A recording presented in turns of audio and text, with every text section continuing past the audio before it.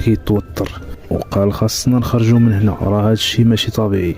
ولكن ريم اللي كان ديما عندها فضول قالت لا، خاصنا نعرفوا شنو كاين ونرجعوا باش نحكيو للناس في المدينه. شويه كريم بدا كيقول واش كتشوفوا هادشي اللي كنشوف؟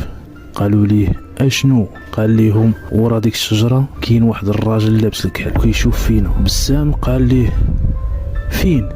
ما كاين حتى شي حد. كريم قال انا شايفه راه كيمشي دابا وعاطينا بالظهر. كل شيء خاف. ولكن ريم قالت خليونا نبدلو هاد البلاصه هادي حيت المال اللي عندنا قليل ومن بعد نشوفوا شنو غادي نديرو. ولكن اللي ما عارفينش هاد الاصدقاء باللي قصه هاد الغابه هادي واللعنه اللي فيها يلاه بدات.